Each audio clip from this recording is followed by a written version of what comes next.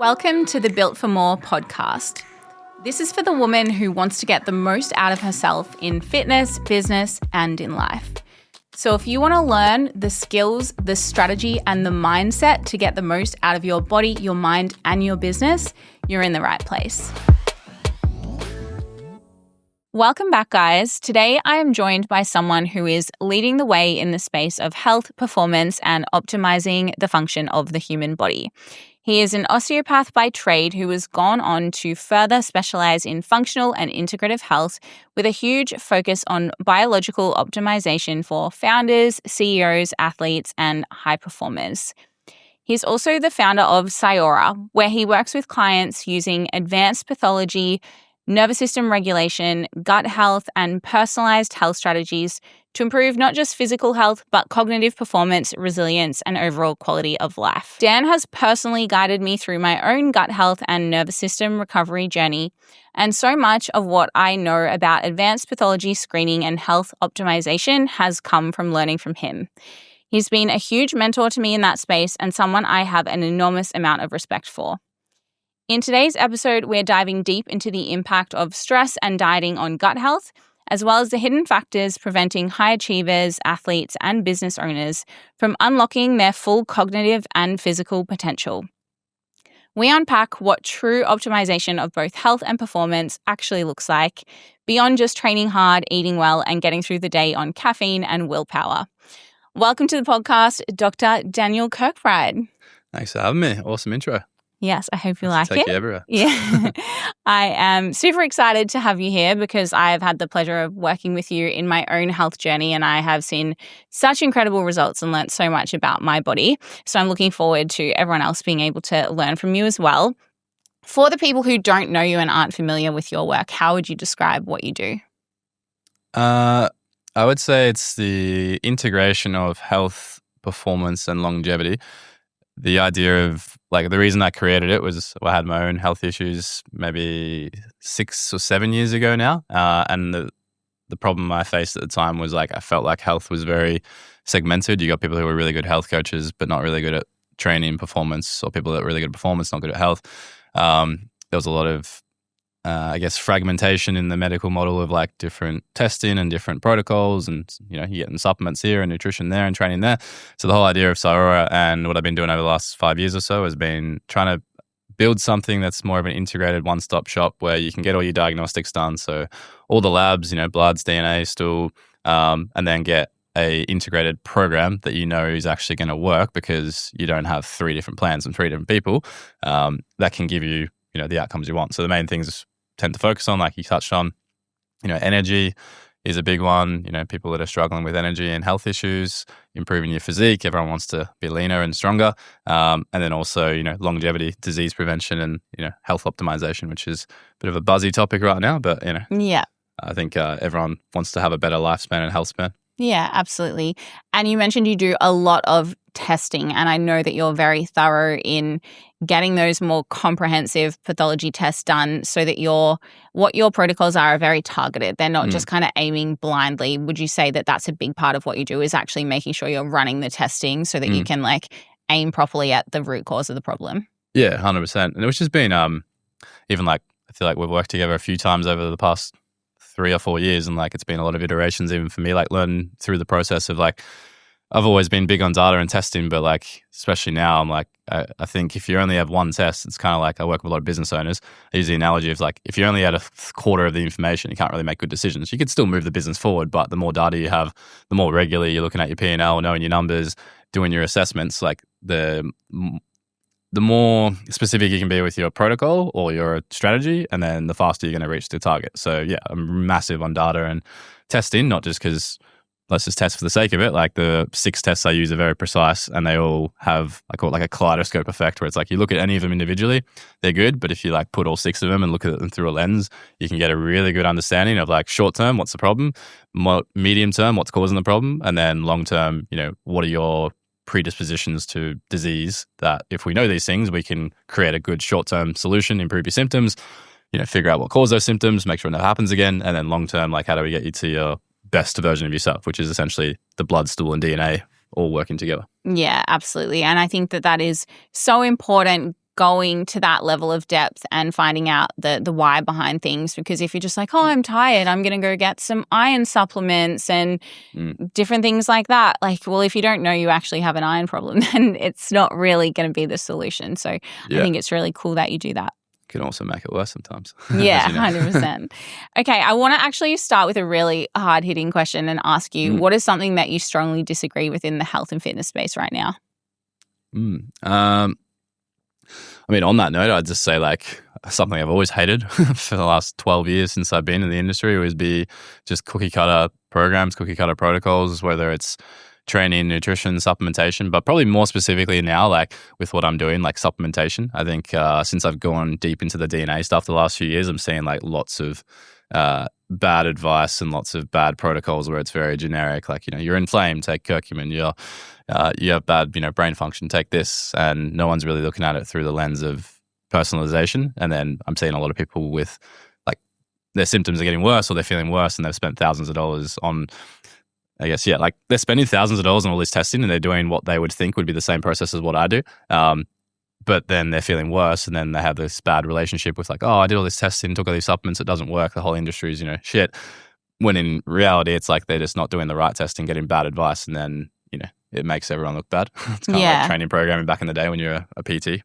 Yeah, absolutely. So, yeah, it's probably ground my gears. I think like it's good that longevity is getting more popular, but I think because it's getting so popular and also you got AI, it's like there's so many new longevity clinics that's popping up overnight that just aren't really that great, but like they market the same testing and it's very generic, you can even tell it's like very generic AI slop that they're producing and then it's not really actually getting to that level of like specificity that people need. Yeah, absolutely. I mean, you see it in fitness coaching as well. Now that ChatGPT can just write all of our scripts, I feel like it can be really hard for people to tell like who's legit and who's not in many different industries now with that, because if you can read a script, people think that that's your knowledge, even if it's not.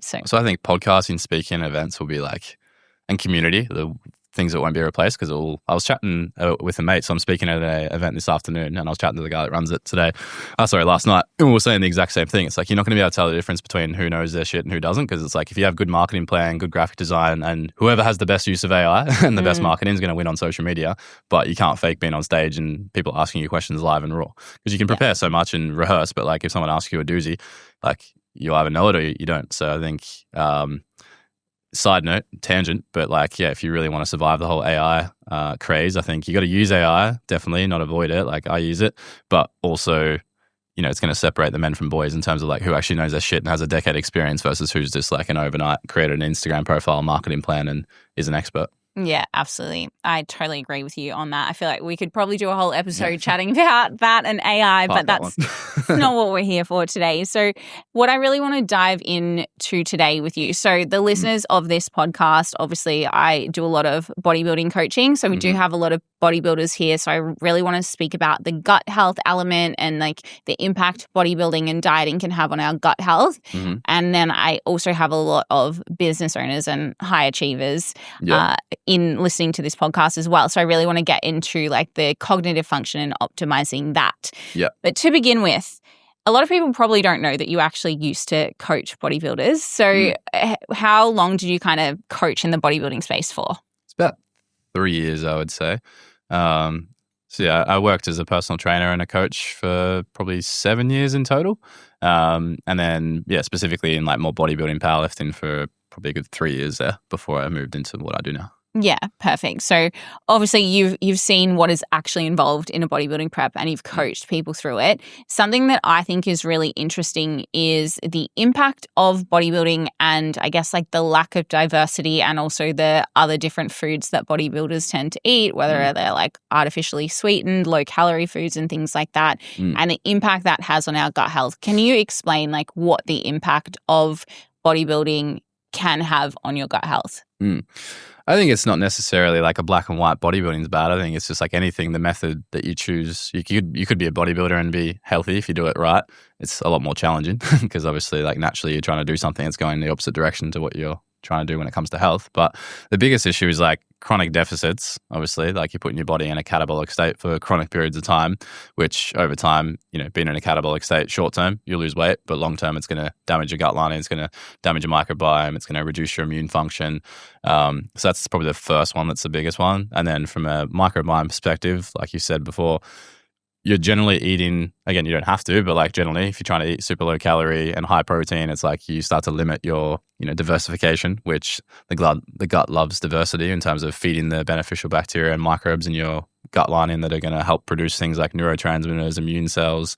So if you're only eating chicken and rice and, also then layering in a bunch of artificial sweeteners because everything you're eating and drinking is, sugar-free, it's not one thing in isolation. I guess it's like, I'm not anti, I think you'd have to consume so much of the artificial sweeteners, and people say Coke Zero is bad for you. It's like it does disrupts the microbiome, but if you're having 1 can a day, it's like not going to be the end of the world.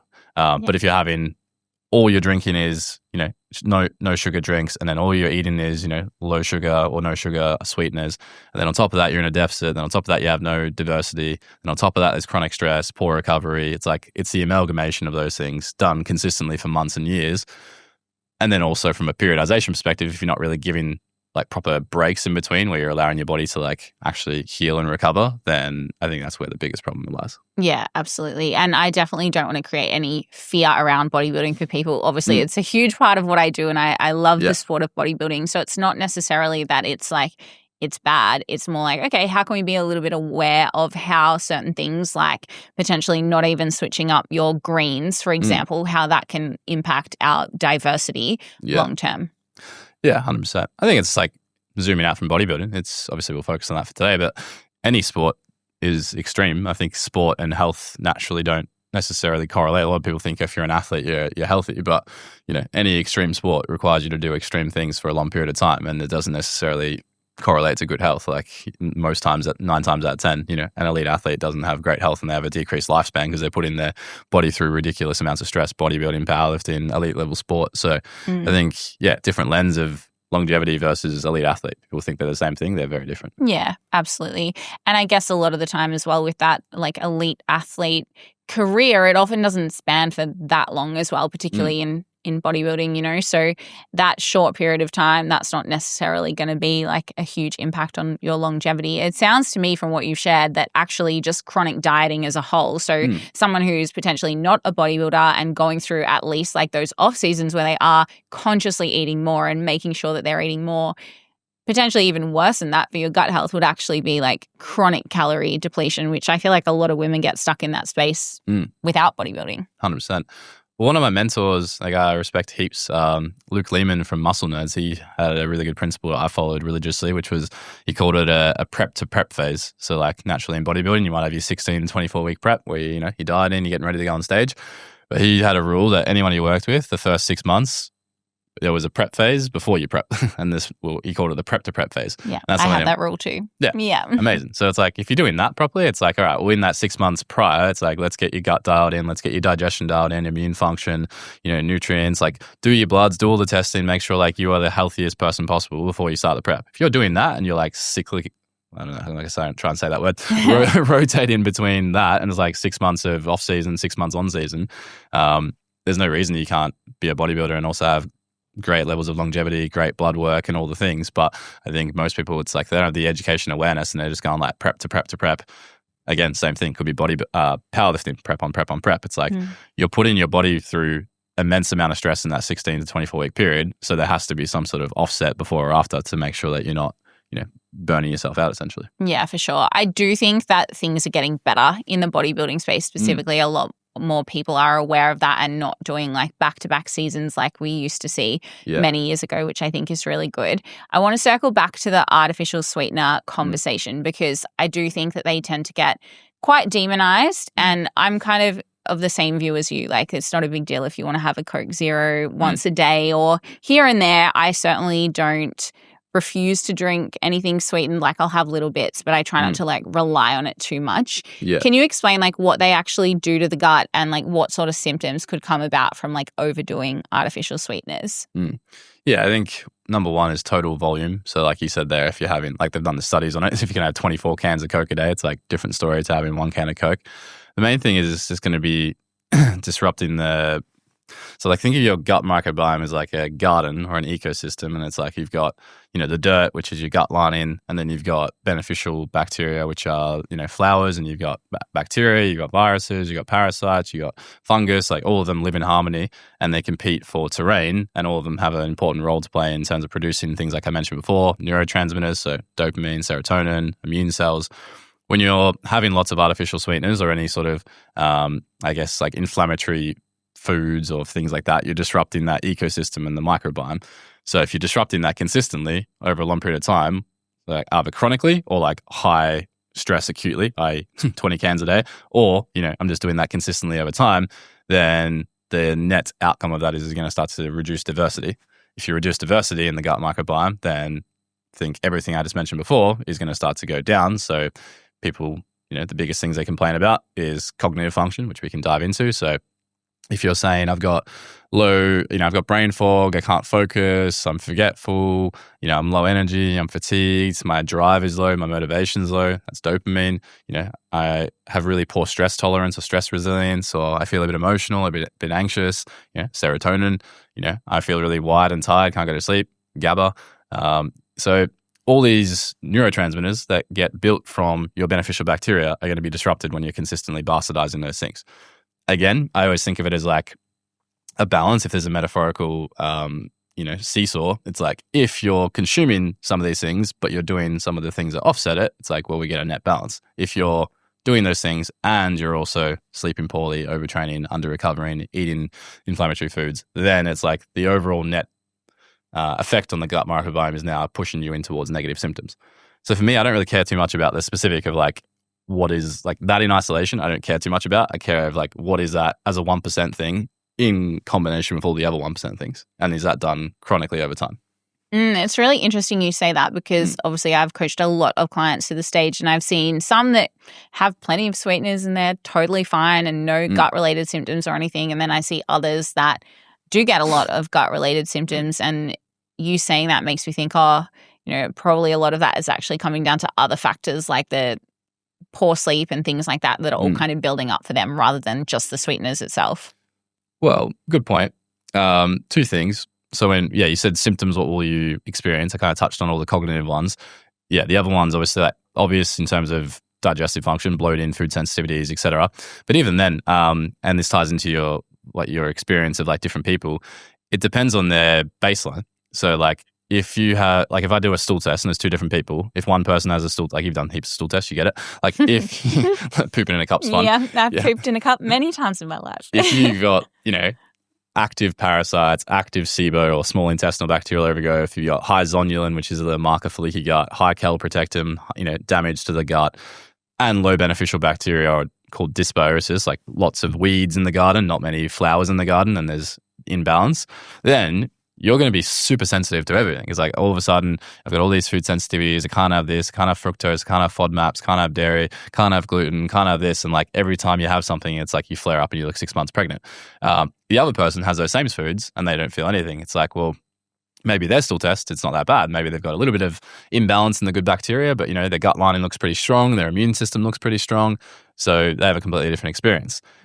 I think where you can get sometimes not confused, but where it can be sometimes also like a bit of a false negative is like people associate, I feel fine with no problem, or I feel bad with, a problem. It's not always correlated. It's like when I used to be an osteo and people would sometimes have back pain, but then they do an MRI and they had no issue on their MRI. It's the same sort of thing. Like I know so many people who say they feel fine and then I look at their bloods and their stool and there's things there. And it's not to try and create problems that don't exist. It's just that we know from the data that you'll probably have problems in your data before, or 18 months before you get symptoms. So even for the people that say they feel fine with food, I'd still say I've never seen one stool test in the last 5 years that people don't have things they can work on. Yeah, absolutely. So yeah, I'd say,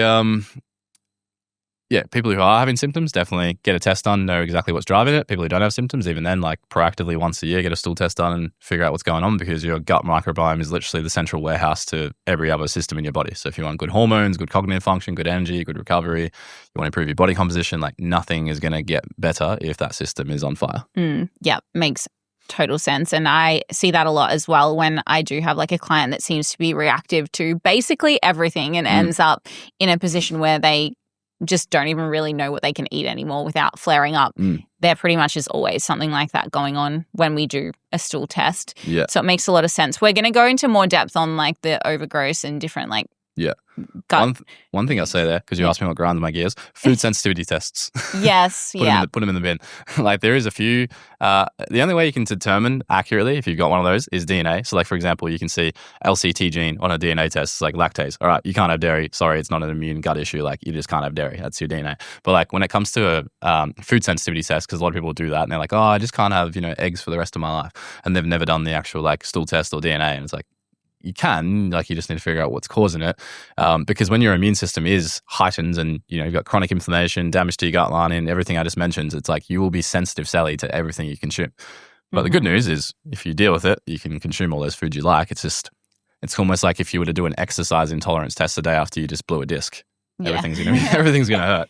Yes. I do, from my understanding, when you get that food sensitivity test, a lot of the time it will also show up a reaction to like the food you've just eaten, right? So if you have been having eggs, then it's going to show up like you are reactive to eggs because, well, you've been eating them. Whereas if you haven't been eating it, it might not show up. Is that correct?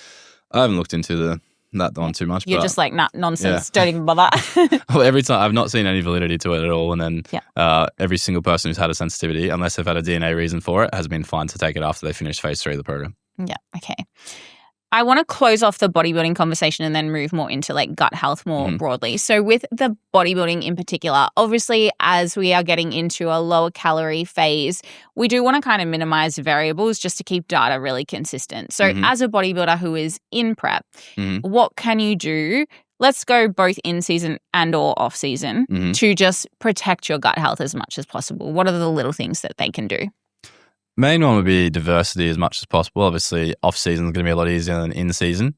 But I think if you can build diversity in the off-season, then at least when you're in the in-season, you're not trying to introduce foods that you haven't consumed before that might potentially not react well with you, which is the main reason why, in-season, it's like I don't want to consume a bunch of different things because I don't want to get to the week before I compete and have something I haven't had and I'm bloated and inflamed. So I think I would look at it as big picture, diversity as much as possible throughout your prep to prep phase, and even like as long as you can until maybe even like 8 weeks out, and then 8 weeks out, go like boring chicken and rice, and 8 weeks of that's not going to be the end of the world if you've had a good 44 weeks in the rest of the year. So that's number one. Number two would be, assuming you don't have any unresolved SIBO, leaky gut immune sensitivity, would be consuming fermented foods and fermented drinks. The reason I say making sure you don't have any unresolved issues is because if you have them, some people might report having those, and if they have unresolved issues, it can sometimes make them feel worse, bloated, brain fog. They can also have like histamine issues with it, which is a sign of underlying dysfunction. If you have a good, healthy gut, then having that stuff consistently can be great for feeding the beneficial bacteria. Another one is prebiotic fibers. So the two that I like the most are partially hydrolyzed guar gum, PHGG, not guar gum. So there's guar gum in a lot of nutrition labels. It's a thickener, can actually make you feel worse. That is terrible for your gut. So don't have guar gum. PHGG is the one. And also green banana resistant starch is a really good one. They actually did a study on it, which is, side note, but quick one because it might be useful for your listeners, is green banana resistant starch, 40 grams a week. They did a study, 8 weeks, 2 different groups. One had, both had equal calories. Everything was accounted for. The main difference was one group had 5 grams a day of green banana resistant starch and the other group didn't, both in the same level of calories. And the group that had the green banana resistant starch lost on average an extra 2 kilos. Wow. So they reckon microbiome changes. Yeah, that's so interesting. I feel like I need to add that in with my lack of beneficial bacteria. So it feeds the beneficial bacteria. It also has potential metabolic effects, which, they seem to think has caused the fat loss. You can have, 2.5 to 5 grams of that in your smoothie every day, and it helps feed the beneficial bacteria. So that's prebiotics, not postbiotics. And then probiotics, if you haven't done a stool test, I wouldn't take a non-specific one. A good one I recommend is like a broad spectrum. If you don't know where to start, there's a brand called Herbs of Gold Probiotic Plus SB, and it has a few strains that almost 99% of people are low in, and it seems to balance things out. Outside of that, from a nutrition perspective, I think kefir, if you can handle dairy, kefir, milk, yogurt, all these things are great. People bastardize dairy. If you don't deal with lactase very well, go for goat's options. So goat's options or goat's dairy is naturally A2, lactose free. So if you were someone who had a DNA genetic reason you couldn't have dairy, or you just know yourself without doing a DNA test when you do it, no bueno. Goat's dairy is a great option as well and has a lot of the beneficial bacteria in there too. Okay, cool. And then, lots of fruits and veggies. So many things you can do. Yeah.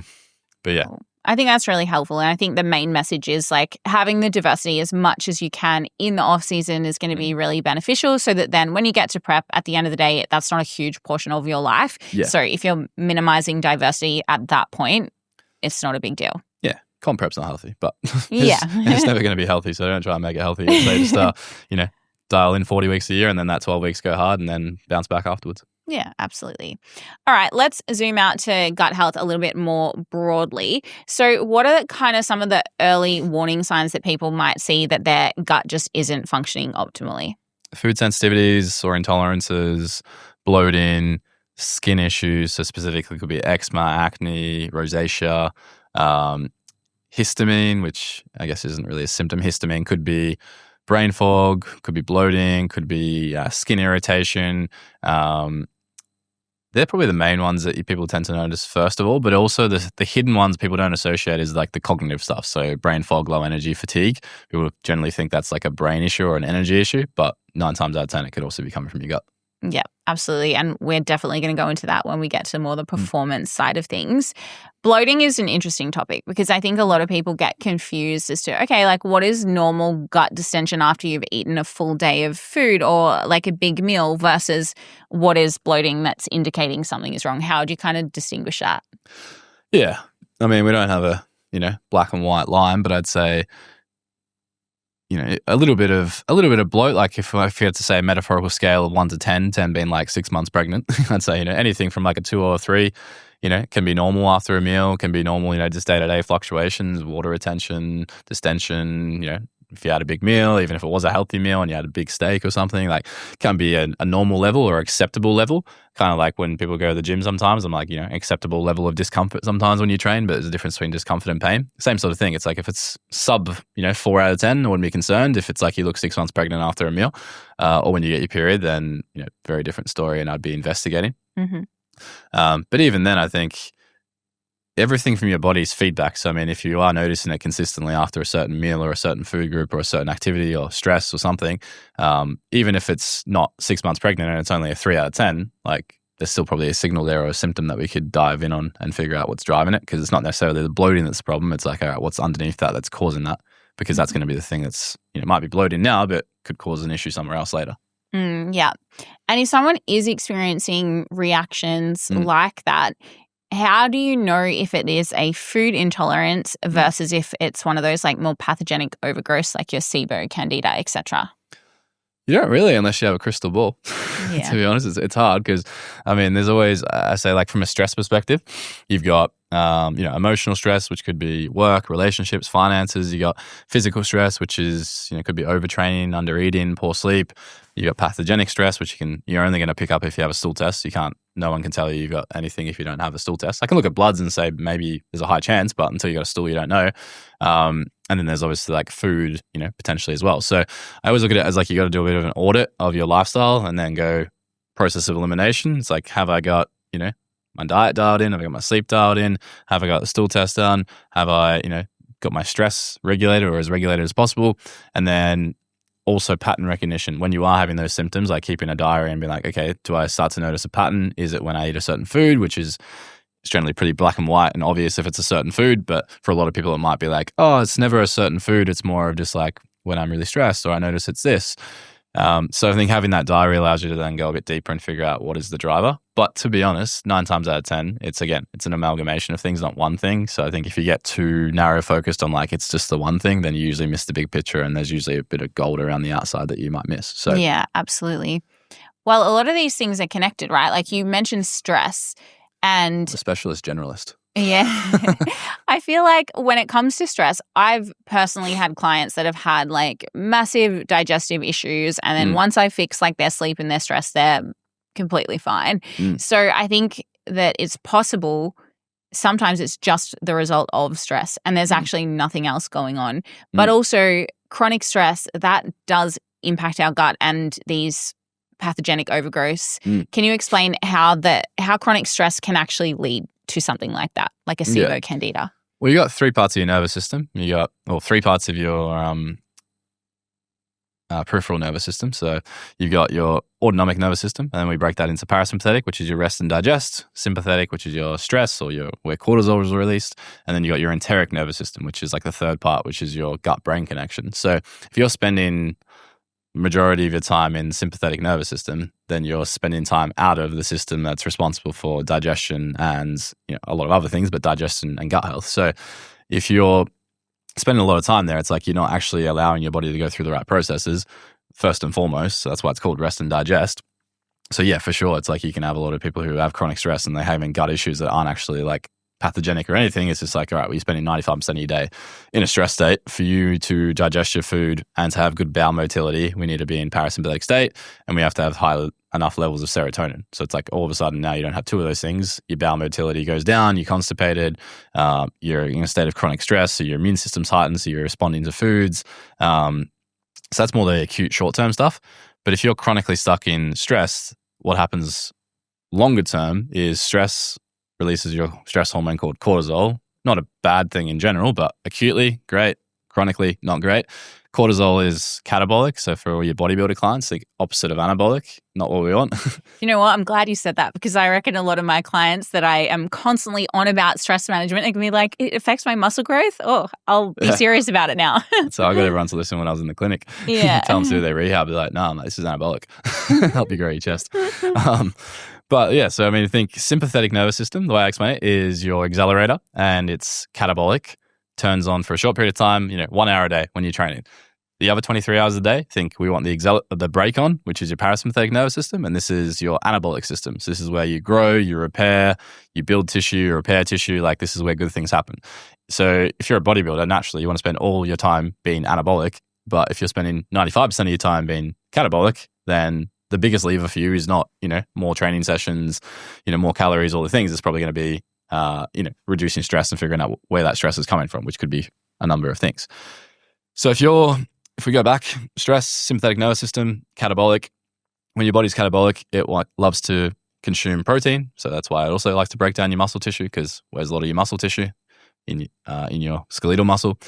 It loves collagen in particular, whereas collagen, connective tissue, but also your gut lining, the enterocytes are wrapped in collagen. So if you have chronic levels of stress, you start to then catabolize the gut lining, which can then increase prevalence of leaky gut or damage to your gut lining, which can then increase prevalence of letting things like LPS into the bloodstream, which is a pro-inflammatory molecule, which can then cause inflammation, cause stress, cause a number of issues in the body. But also, if that barrier that protects you from the outside world starts to become open, then any of those pathogens, bacteria, viruses, etc., that are in your bloodstream can now go into your body, and now that can start to cause you to have infections. And that's where the Candida or SIBO would come from. Yeah, all those things naturally live in your intestines. I mean, like I said at the start, like you've got your garden, which you naturally have, all these different pathogens. But if you have breakdown of your gut lining and then you're allowing excessive amounts in, it's like, well, now we've got an imbalance of ecosystem. Now you might have too many bacteria. So now the bacteria and fungus are competing for terrain, and now you've got a bacterial overgrowth. So it's like you should have a natural level of bacteria, but if the balance starts to go this way, now you've got bacterial overgrowth or fungal overgrowth, which is Candida, or, parasites. So it's definitely not helping. So it's that combination of being in a state of chronic stress, which could be from a number of things. From a bodybuilder's perspective, you're in a chronic calorie deficit, you're overtraining, you're sleeping poorly, you're eating inflammatory, processed foods all the time, or, you might not think it's processed because it's not McDonald's, but it's like, processed in the sense of it's not really real food. It's, all, genetically made food that has low calorie, and no sugar. On top of that, you got low diversity because of the nutrition that you're following. That combination done over months and years, now all of a sudden, you're more prevalent to getting infections. And then that's going to be a cycle of infections, inflammation, low immune function, sensitivity, stress, and we just keep going in circles. Mm-hmm. Yeah. So you got to break the cycle. Yeah, absolutely. And that's kind of what happened to me, I think, living in a chronic stress state. I don't blame bodybuilding necessarily for my gut health. I'm sure it didn't help. But living in a period of chronic stress, like when I first did my stool test with you, like I came back with that leaky gut, and we did a Candida protocol. We also really focused on like healing my gut lining. And a big part of what you had me doing was my nervous system stuff. And you were right on to me about that. And like, not letting me train too hard and really pulling everything back. Yes, that was my absolute worst nightmare. But yeah, it's so interesting to see how the impact of regulating my nervous system has had on my overall health and inflammation. And I do talk about that quite a lot on social media. Even just like the fluid retention I used to always hold in my face, like that has shifted as a result of like working through that. And now like my most recent gut test, like that's totally fine. Like my gut lining is looking really good. I'm just still missing some of that good bacteria. So I think stress is it's one that people just underestimate how much impact it has on your body. And I want to really share a little bit more about that today. When it comes to your nervous system being chronically dysregulated and in that state of chronic stress, like what are the signs and symptoms that you are in that state so people can kind of understand and reflect on how they're feeling? It's challenging because a lot of people don't really know because it just becomes your new normal. Yeah. But, like that's the biggest thing. Like, I mean, obvious, like more obvious ones. I guess it depends on how in tune you are with your body as well. Like if you're pretty in tune, you might notice. Again, it's hard to quantify, but you just feel a bit unregulated. You feel easily stimulated, overstimulated. You're feeling fatigued and burnt out all the time. You feel a bit overwhelmed.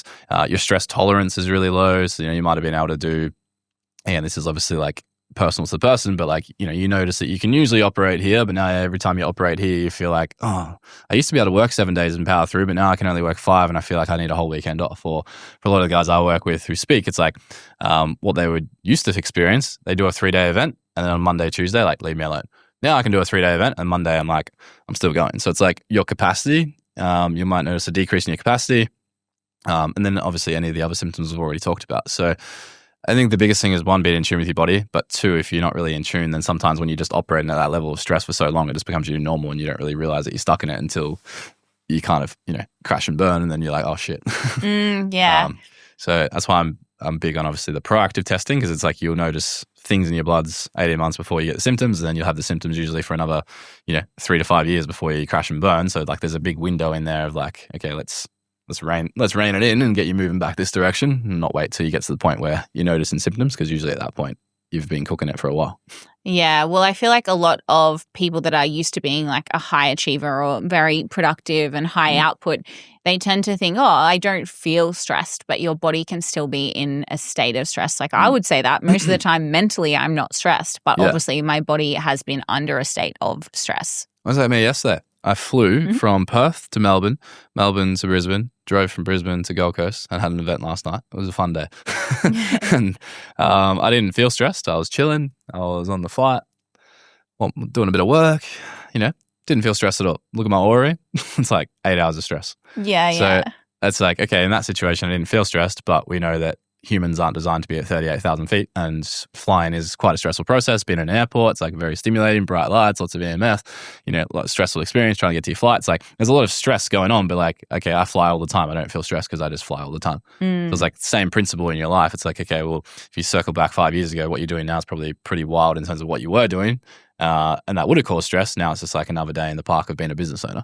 Yeah. So I think, every single person I talk to, when I first talk to them and I have all their diagnostics and I say things, I'm like, oh, stress. I'm like, oh, no, I don't feel stressed. And they always push back. And I'm like, well, with respect, I care about your feelings as a human, as a person, but from a biology point of view, it's like, I don't really care how you feel. I care about what the data says, because the data says that your body is experiencing stress, even if you don't feel it. So I think sometimes it's like that cognitive dissonance of what you feel versus what's actually happening. Yeah, I relate to that so much. Like sometimes my Garmin will pop up and be like, you've had a demanding day. And I'm like, I literally haven't even trained today. It's an interesting one. Like the body keeps the score, right? Yeah, 100%. I think it's like why having something like an Aura is really useful, because it just keeps you honest too. And it's like, well, if your heart rate's at 65 and your HRV is 30, like you're probably stressed. Yeah. Even if you don't feel stressed. Absolutely. And then after 6 months, you do the process, and you're like, oh my God, my HRV is at 100 and my heart rate's at 50. It's like, well, that's a pretty big, obvious thing you can point at. With my high achiever clients, whether they're a fitness coaching client or like my business mentoring clients that are like building a business and they're constantly in that on state, like they're always pushing, they're doing long days, and something I really notice is that there's kind of two types of people. There's people that are really kind of running off that like adrenaline and fear and panic and like using that for productivity versus people that are operating from a more calm and grounded place. And I always try and encourage them to learn to flick that switch. What sort of advice would you give someone that is kind of operating in that state to be able to still create a really high output, but from a place that's more like grounded and productive rather than like adrenaline productive? It's something I've had to learn myself. Like, I wouldn't say from a fear perspective, but more just like I tend to be quite like just adrenaline, go, go, go, go. So something that's worked for me, and I tell all my clients, is I have a 3x3 rule, which is I think about stress as like the equivalent of, people say don't sit down for too long because it's really bad for you. It's like, well, it's not really useful because I have to sit for 8 hours. So like, I do it. But like, I think if you sit for 8 hours in a row versus if you sat for, an hour at a time and you got up and moved, you'd agree that it's like better for you. Because, you've got fascia starts to get tight, et cetera. Because like, I think of fascia or stress as like cobwebs. And if the cobweb starts to develop and you hack it every hour, it never builds up and gets to the point where it's really hard to deal with. So from a stress perspective, I think if you have death, taxes and stress, never going to avoid it. So it's never like really useful to tell people just don't stress. If you're a business owner, you wake up and you'll see this on your stats if you have an aura. It's like you wake up, your heart rate spikes, you have a bunch of stress. And then what you can do is like, okay, I want you to do a little 3-minute breath session. Bring that back down, and then you're going to hit your afternoon. It's going to be stressful again, and you're going to bring it back down. And instead of having this like linear progression of stress where you get to bed at 9 or 10 p.m. at night, and then you're like wired and tired and can't go to sleep, and then you sleep shit, and then it kind of compounds into the next day, we have this like stress, bring it down, stress, bring it down, which I call the 3x3 rule, where it could be, it doesn't really matter too much. Box breathing is a popular one. Another one I like is the physiological sigh technique, where you do 2 inhales through your nose and then 1 long, slow exhale through your mouth. The main principle is like your nervous system is inevitably going to be dealing with stress all day. You want to buffer that stress and then break it down so you don't get this chronic period of stress over the day. Same as sitting down for 8 hours in a row. So that's something I've found really useful, and also for clients, is because you're not really slowing down. You still have a high level of output, but then you're applying just enough brake to your accelerator so that you're not cooking the gas all day and then wondering why at the end of the week you feel like you need a holiday. Yeah, I like that. I think it's really a good practical takeaway that people can take from this episode. When it comes to being in that state where your nervous system is chronically overactivated, like what is the general period of time that it would take for that to then create health issues downstream? Just on that last one too, I think the other thing that will be useful is I think about it as like, so I said the accelerator and the brake analogy, maybe for the more spiritual Gold Coast crowd, yin and yang, whatever resonates. But I think looking at your week and assessing your week of how much time are you spending in yin versus yang, like even if you're training and doing things that are good for you, it's like if business is all stress all day and then you're training for high rocks of bodybuilding and then that's really stressful and then you're in a calorie deficit, which is really stressful, and then you're like me in your spare time and relaxation is, doing zone 5. It's like, how much of your week are you actually dedicating to offset that? So I look at it and go, your periodization and your week planning is really important to go, okay, well, I want to do all these things. I want to train hard. I want to build a business. What am I putting in there that's like the break? So it could be go do some contrast therapy or go do a sauna or meditation or breath work or yoga, or just go sit in stillness or just go chill out on the beach for an hour and go for a hike in nature. So I think if you look at it that way and go, what's the ratio look like over the week? And naturally, there's going to be some weeks that are a bit cooked, and that's okay. But if we look at it from like a weekly perspective, a monthly perspective, a quarterly perspective, and we periodize our schedule, then that can allow us to not get to burnout. That's what's been really useful for me, because you have these months where they're really cooked, and then you might have a month afterwards it's like a bit more maintenance. I think if you're trying to be a 10 out of 10 in all different areas consistently all year round, then that's where the problem becomes. Yeah, absolutely. So I think that might be useful, because for a lot of my clients, it's been useful where they're like, just like me, and they just go, go, go. I'm like, life periodization, apply this principle, and you can still go hard. You just balance in different areas. Yeah, I like that. And I think a lot of people that are business owners or high achievers, they do really struggle with switching off. So I think that is really good advice. So just to the question about like, how long can you actually spend in that state before you start getting these health issues downstream? I know you can't really give me an exact answer to that, but generally speaking, what would you say? Yeah, it's hard to quantify. I think how fast does a match burn is my analogy I think of, is like depends how long the match is and depends how fast it's burning. Everyone's going to have like a predisposed, runway of how long they can go for before they get to that point. If I had to try and quantify it from working with people, I'd say you probably got like a good 3 to 5 years before you get to that point. So there's a bit of a runway. But like when I say 3 to 5 years, I'm talking like 3 to 5 years to like you crash and burn. Like you're going to notice symptoms probably after 6 months of flogging yourself. And then usually like from month 6 to, month 24 is when you're starting to notice that decline. I think this is where people get caught because it's not like you go from a 10 to a 4. You go 10, 9.9, 9.8, 9.7. And it's like, it's why you don't notice it too, because it becomes normal. If you just wake up, like the analogy I use, you go out for drinks and you have a big night, you wake up next morning, you fall off a cliff. It's like you notice that difference because you're a 10 all the time, you look after yourself, you go out for cocktails for the girls, next morning you wake up and your HRV is terrible and your heart rate's high. It's like very obvious punch in the face that you feel shit. It's not like that when you have this chronic burnout. It's like the 0.1 progressions.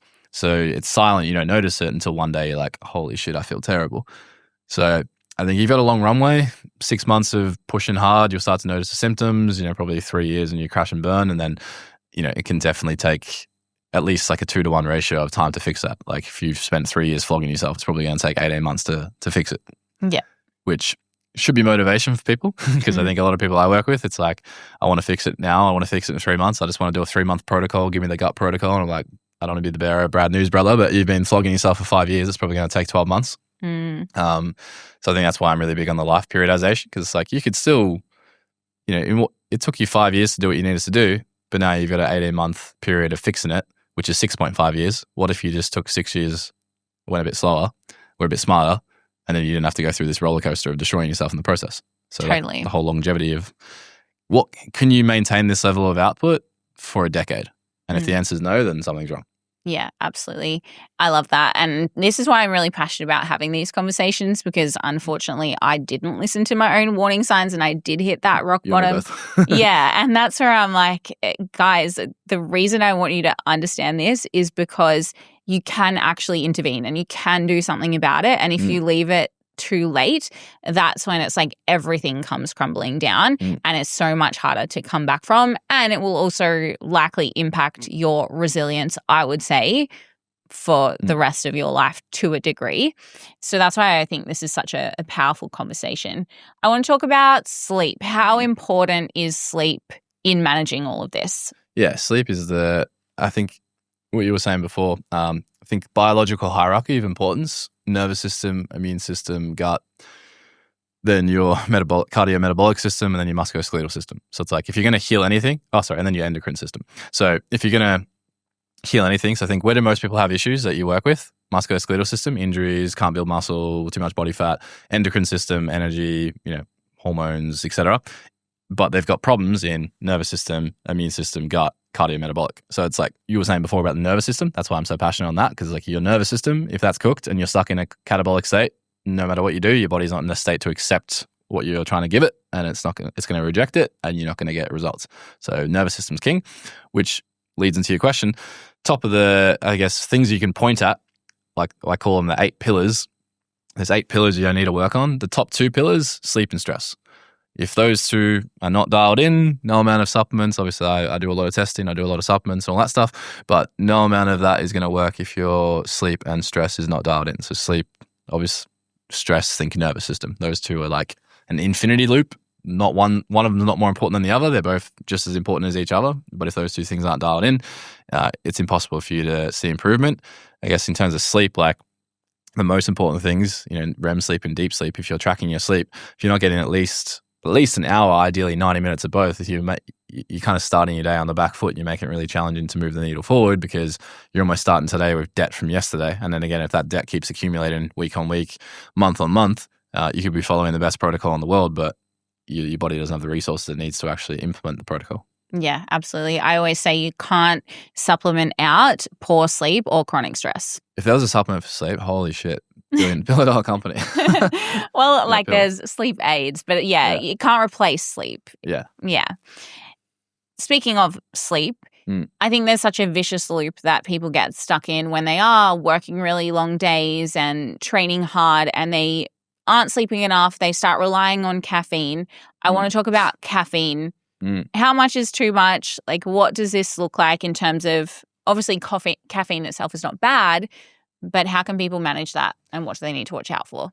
Yeah, I don't think coffee's bad. I think coffee gets bastardized. Like if you look up research on caffeine, like there's a million benefits of caffeine across the board. There's like caffeine's actually, I would say, a performance enhancing supplement that has a lot of benefits if it's not bastardized, like lots of things. So I think that's the first thing I want to touch on is it's not bad for you because a lot of people think it's bad for you, or they're on the flip side and they're having 10 cups a day. So I think it's like anything. If you have too much water, you can die. If you don't have enough water, you can die. So there's always like the U curve.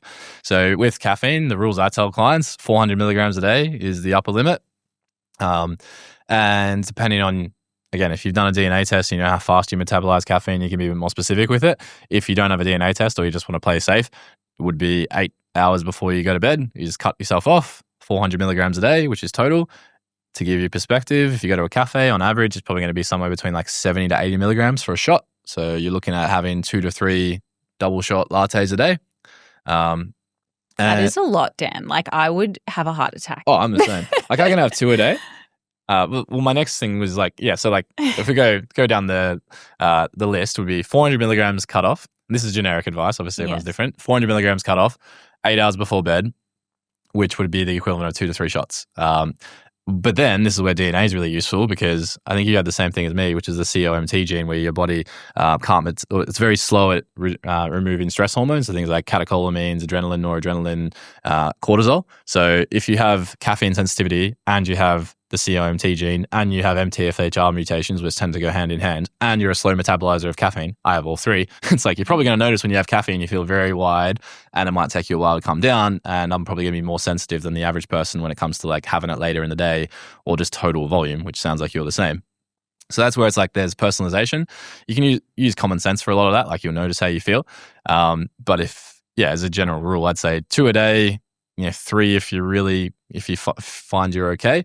But rather than relying on how you feel, again, I would just look at your data and go, okay, well, I notice on the days that I have 3 or I have it after 12 p.m., my deep sleep, is reduced and my sleep latency, i.e. how long it takes me to get to sleep, is longer. So for me, okay, makes sense to have 2.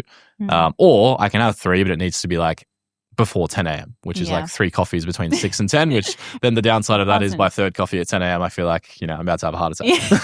Literally. Yeah, I've started cutting off my caffeine at about 9:30 a.m., 10 a.m. absolute latest, because it has such a big impact on my sleep if I have it later, which is so crazy because when I was competing, I would be having pre-workout at like 2 p.m. and then going and training at 3. And yeah, that's dramatically improved my sleep quality. So I think that actually reflecting on that stuff and what's happening in your body, like what is your sleep quality like? Like, do you feel wired? It gives you that feedback that you need. Yeah.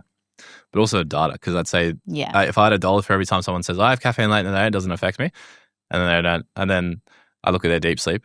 Well, they don't have any data, then we get their deep sleep. And then I'm like, okay. So it's like there's a difference between being unconscious and being asleep. You can close your eyes and be unconscious, but like, is your body actually getting deep sleep? Yeah, that's a really good point. I know you are big on your data. Nerd, yes. Yeah. So when it comes to business owners that are wanting to really optimize like their energy, their focus, and their overall productivity, what do you think are the biggest like underlying things that are impacting their cognitive performance first up? So pretty much like everything we've talked about, essentially. I'd say, number one, first and foremost, is sleep. If that's not protected, like I protect my sleep a lot. That's the number one thing. If I'm traveling, if I'm hectic, it's always sleep is number one because there's nothing that's going to outperform sleep. So number one would be poor sleep, lack of sleep. My rule is you need at least 90 minutes of deep and REM. If you're going to sleep less than 8 hours, I don't really care as long as you get 90 minutes of deep and REM and you're getting at least 6 hours total.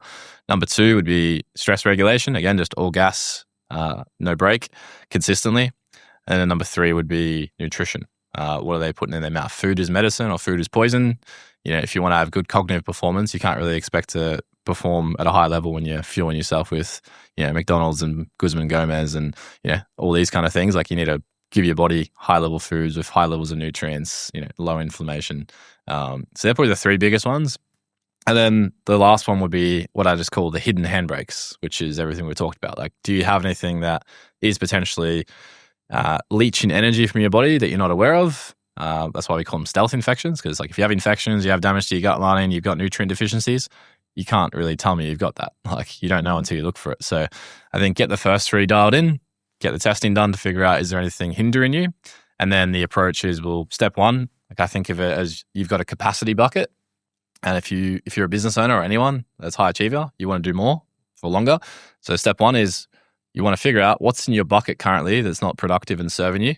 Handbrakes, identify, remove. That's step one. Might be parasites, might be leaky gut, might be nutrient deficiencies. Step two, build a bigger bucket. How do we build a bigger bucket? A number of things. But step one is get the stuff out of the bucket first, because there's no point trying to build a bigger bucket when your bucket's 30% full of shit that's not serving you. Mm-hmm.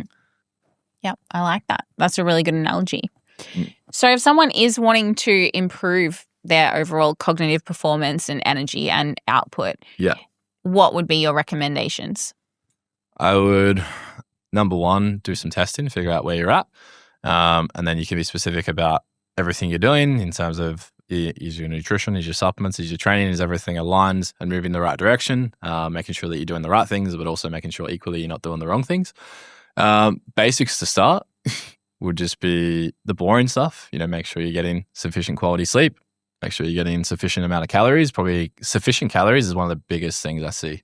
Like, people don't realize, but I'd say almost every single person's like in an indirect deficit, because we have this like deficit culture from years of, always got to be in a deficit and losing weight. But it's like, if you're in a chronic deficit, you can't really perform at your best. So making sure you have sufficient amounts of calories, and then hydration. If you're dehydrated, your cognitive performance goes down the toilet. So some easy rules I follow with clients, if you're not sure where to start: 30 calories per kilo of body weight, 2 grams of protein per kilo of body weight, 40 ml of water per kilo of body weight. Easy way to start. And then get your 90 minutes of deep sleep and REM sleep. Yeah, awesome. Is there any like generic supplements that you would recommend, or are you very much like it depends on the testing? If you asked me 2 years ago, I would have said yeah. Probably not. Well, yeah, the only ones I'd say would be, like everyone could have, would be creatine, monohydrate. Has lots of well-known cognitive benefits and benefits across the board. So 5 grams a day, every day until you die is a good place to start. And then there has been some cool research around sleep deprivation and creatine in high dose. So like 20 grams a day as an acute benefit. If you let's say last night you had 4 hours of sleep and you were feeling really shit, don't consistently have 4 hours of sleep and rely on creatine, but it can help to reduce some of the cognitive negatives. Fish oil, or specifically EPA and DHA. So with a lot of fish oils, they're usually shit quality. So the one I recommend specifically is a brand on iHerb called Nordic Naturals, Ultimate Omega. It's really high in EPA, DHA, which is the stuff your brain needs. Outside of that, and magnesium. Everyone should have magnesium. And again, different forms of magnesium. Conversation for another day if you're not sure where to start. Big fan of magnesium glycinate in powder form, 30 minutes before bed. Helps you with deep sleep, helps you with sleep quality, but also everyone I see has magnesium deficiencies. So they're probably the 3 I would recommend. The fourth one would be B vitamins. B vitamins, the type of B vitamin you take depends on your DNA. Yeah. Cool. I think that's a really important thing for people to understand, is that when I asked you about supplements, you're like, it's not really the thing. Like, you do really need to focus on the basics, which is like food, hydration, training, etc. Yeah. With people that are really, I guess, more focused on their cognitive output and performance rather than like a bodybuilding goal or whatever. What would you recommend for their training in terms of like, are there limits? Are there certain types of training that help aid cognitive performance and types that maybe take away from it? I think as a blanket, broad prescription, if your goal is just overall, like, I want to have longevity, which, everyone's got their own term of that, definition of longevity. But for me, it's like, I want to have good quality of life, be free of disease, have good energy, good cognitive performance, look good naked, and not have disease. Like, let's be honest, anyone who says that one's lying. So if that's you, weight training 2 to 4 times a week. So weight training, when I say weight training, not group classes, like lifting heavy shit, 2 to 4 times a week, lower rep ranges, higher intensities. Like, really, goal is to build muscle, build strength. That's number one. Number 2, 150 to 180 minutes a week of conditioning, majority of it done in zone 2/zone 3. It's where most of your cardiovascular health benefits are going to be. Easy way I think about it is, you've got these things in your body called mitochondria, which produce energy. When you do zone 2, you produce more of them. When you do VO2 max, you make them bigger. Both of them play a role. Build a bigger engine, make the engine run more efficiently. And then outside of that, just making sure that you're mobile and supple. But if you're doing a good quality program that trains your body through full ranges of motion, then I don't can't say I prescribe stretching for almost anyone, because if you're working through full range of motion when you're doing strength training, you're kind of hitting the best of both worlds. So that's what I recommend to most of my clients is like, can you do 150 to 180 minutes a week of cardio, and can you lift weights at least 2 times a week? Ideally, I would want 4 times a week because I'm a gym bro at heart. But if you're a business owner and you don't want to live in the gym, 2 times a week with compound movements done with high intensity is enough to give you the benefits you want. Cool. I love that. When it comes to people that are very busy, high achievers, stressed at work, something I hear often is, but I don't really have time to do my mindfulness or look after my nervous system. What do you say to those people? Be ruthless. You don't work with them, mate. I mean, I don't know. Serious, I guess, piss take aside, I'm pretty direct and brutal with like, I don't know, I'm not going to convince you that your health is a priority. Like if you, I'm probably maybe fortunate in the sense now that I've been working long enough that most people that come to me are usually like ready and I don't have that issue. But if people do have that issue previously, I think it's just trying to reframe it and I don't think anyone's trying to be a difficult, annoying client. I think it's just that they don't maybe have the perspective or the awareness of like the impact of what they're currently doing. So I think, good old like NLP psychology, it's like we need to figure out what's their driver, what's their motivation, and then link the benefit of doing that to their motivation. Otherwise, like to them, it's like, I don't want to go to the gym. I can't be fucked, I don't want to do breath work. But they're looking at it. It's almost like the bodybuilding lens we said earlier. Like I would tell people when I was an osteo, you got to do like these, shoulder activations before you go to the gym. All they heard was shoulder activation and rehab. Boring. Yeah. Hey, if you can do this activation, what it's going to do is it's going to activate your rhomboids better. So you're going to get a deeper stretch through your pec, more muscle damage, more growth, because right now you're stuck like this. Yeah. Oh, more muscle growth. Okay, cool. I'll do your activations religiously. This is the exact same exercise. I just reframed it. So for me, I think it's like part of being a good practitioner is if you know your shit on a deep level, it makes it easy to have good analogies, good frameworks and storytelling to make people how would I say it? Ethically persuade people to do things that are going to be beneficial for them in a way that they're going to actually absorb and consume. Because it's like your mum telling you to clean your bed. You're just like, get fucked. I'm not gonna do it. But if you let them come up with the idea, they'll do it. So yeah, I think that's the thing. Yeah, well, that makes sense. I mean, people need to want it to actually make change, right? Yeah. But also brutal, Dan, would be, I've said this a few times in the last few weeks to a few clients because a lot of guys I do work with, like, I don't want to go to the gym. I don't really want to do strength training. I'm like, there's a lot of things I don't want to do in my business, like marketing. Like, there's a lot of shit I don't want to do, but I just have to do it because I know it's going to move the needle forward. It's like, so respectfully, sometimes you just go do shit you don't enjoy doing, and I'm not here to be your friend. Like, if you don't, here are your options. You do strength training twice a week, and at 66, 65, 70, you're strong, going upstairs, crushing it, playing with your grandkids. Or you say that training twice a week is too hard and you don't have time for it, it's not a priority. And when you're 60, you're going to be weak, probably have injuries, probably have all the, a bunch of medical conditions. It's like, which one do you want to choose? Do you want to choose this or do you want to choose that? Like, there's always your version of hard. Which one's is going to resonate with you right now? Yeah, so sometimes they just need a bit of a soft punch in the face. Obviously, it depends on the person. Do they need a punch in the face or do they need a cuddle? But I think just depends on who's in front of you. Yeah, I think sometimes it's really hard for people to think of like the consequences of the inaction as well. Like, I hate creating content. I do not want to create content. I've like not posted anything in 6 months on Instagram, but I know I should post content because it's good for building business. But sometimes you just got to do the content because you don't like doing it. Yeah. So it's the same thing for business owners. Like, they might enjoy doing the marketing sales. They don't like the gym. The gym's their thing that they don't like doing, but it needs to be done. For us, we love the gym, but we don't like marketing and sales, but we have to do it. Yeah. Yeah, I think there is anyone who has gotten anywhere has always like had a story of doing things that they don't want to do. So if you want to excel in any area of your life, there is going to be an element of doing something that is hard or that you don't necessarily want to do. Yeah, 100%. Awesome. The last question that I ask every guest is, what's something that you wish more women knew that could change their life? Eat more food. It's good for you. That's literally what I say. Yeah. Yeah. Biggest one is, I feel like for most women, the chronic issue or group of issues is they're usually, overtraining, undereating, scared of food, and just stuck in their, hypermasculine mode. So I think for a lot of them, it's like, slow down, eat more food, sleep more, train less, and you'll probably, feel a lot stronger and, a lot more in tune with your body. I love that and couldn't have said it better myself. So thank you for reinforcing the message I tell all women everywhere. Yeah, I think One thing I wanted to touch on, because I think it'd be useful, because you asked me before about what's good training. I think Yeah. this ties into your female question, but also just humans in general, is biggest issue, like what not to do when it comes to your longevity, would be smashing, I'm sure you tell this, but like smashing hit high intensity endurance training, 5-6 days a week, coupled with, calorie deficits, coupled with poor sleep. That's probably one of the biggest drivers in women, but also just in general that I see of people who, especially now with like all the craze of like ultra endurance events and high rocks and stuff. Again, those events aren't bad. I enjoyed it. I have lots of clients who do it, but they are quite taxing and stressful on the body. So making sure that you're periodizing your training smart and you're not just flogging yourself 6 days a week, because you can flog yourself 6 days a week, have the best supplement protocol, and you're still trying to fight against your nervous system, and your nervous system is never going to lose. Yeah, I agree with that. And I've got a lot of clients that do high rocks as well. I went through a high rocks era. I try and make people really aware that you can't just flog yourself in every training session. What is like a good rule of thumb with that? Like, do you follow kind of the 80% easy, 20% hard rule, or what do you kind of recommend for that?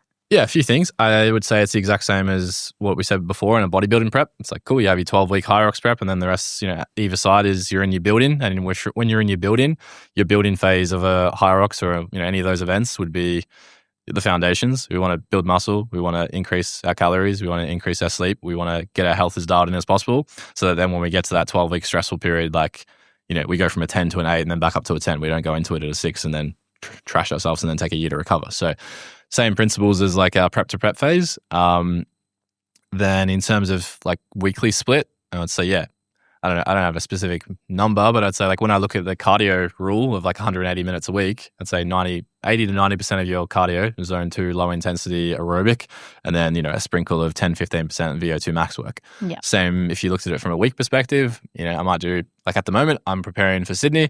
I'm doing 2 weights a week. I'm doing 4 sessions a week of conditioning.